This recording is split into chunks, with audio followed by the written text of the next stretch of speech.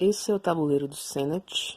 Ele é composto de 30 casas, sendo que a numeração é começando da esquerda para a direita na primeira fila, como aqui o vida está na vertical. Começando de lá, então 1, 2, 3, 4, 5, 6, 7, 8, 9, 10. Essa casa é a número 11, então a segunda fileira começa ao contrário até a casa 20 e da 21 até a casa 30. As peças são colocadas de forma alternada, brancas e pretas, as brancas sempre nas casas ímpares, ou seja, 1, 3, 5, 7 e 9, e as pretas sempre nas casas pares. Os jogadores escolhem quem vai começar a jogar e quem, consequentemente, ficará com as peças pretas através desses dados, entre aspas, que são essas varetas aqui.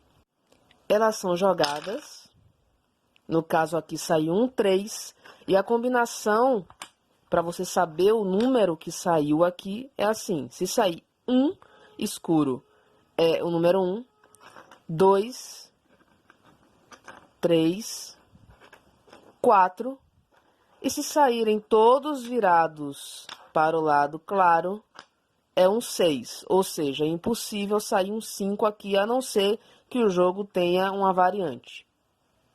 A movimentação das peças também é feita através dessa rolagem. Sempre que um jogador tira um 2 ou um 3 nos dados, ele faz essa movimentação e passa a sua vez para o oponente. O jogador pode escolher qualquer peça para se movimentar, a não ser que ele seja proibido de fazer isso com alguma peça. Vou mostrar para vocês os movimentos permitidos e os não permitidos. Tem algumas coisas especiais que acontecem aqui. Se a peça de um jogador parar numa casa ocupada pela peça do seu oponente, quer dizer que essa peça do oponente está sob ataque.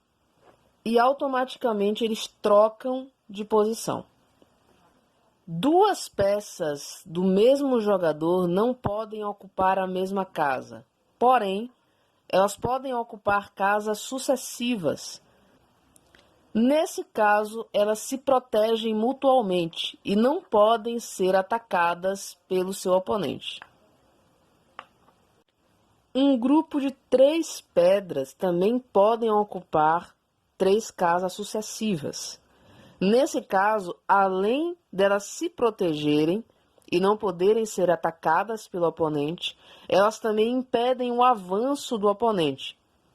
Então, no caso do jogador branco, na rolagem ele só conseguiria movimentar esta peça, a não ser que esse trio seja quebrado de alguma forma.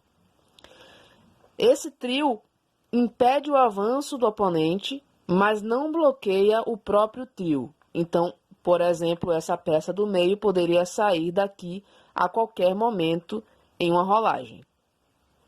Qualquer movimento que não possa ser usado para o avanço da peça de um jogador deve ser usado para o recuo de alguma peça. No caso do jogador branco, ele tirou um 2 nessa rolagem, mas ele não pode avançar, pois esse trio preto está impedindo ele. Só que ele pode voltar, por exemplo, com essa peça e andar um 2 para trás. A mesma regra do ataque se aplica no recuo de uma peça. No caso aqui, esses jogadores trocariam de posição. Existem casas com símbolos no tabuleiro do Senet. Essas duas são as principais. No jogo básico, só existem 2 representações aqui. A casa da água é uma armadilha. Caso o jogador pare nessa casa, ele precisa voltar até a casa 15, que é esta aqui. Caso essa casa esteja ocupada por ele mesmo ou pelo outro jogador, ele precisa voltar até o início do jogo. As outras casas com símbolos são refúgios. Caso o jogador esteja em uma casa como essa, ele não precisa movimentar essa peça a não ser que ele queira. E dentro de uma casa refúgio, ele também não pode ser atacado pelo oponente. O objetivo do jogo, então, é ser o primeiro jogador a conseguir tirar todas as suas peças pelo tabuleiro através da casa 30. Não é necessário tirar o número exato de peças, por exemplo, se o jogador estiver aqui, ele não precisa tirar necessariamente um 3 para sair do tabuleiro. Ele pode tirar um 4 e mesmo assim ele consegue sair. Uma informação muito importante é que o jogador não pode tirar nenhuma peça do tabuleiro antes que todas as suas peças tenham saído da primeira fileira. Se ainda houver alguma peça sua na primeira fileira, você não pode tirar nenhuma outra do tabuleiro.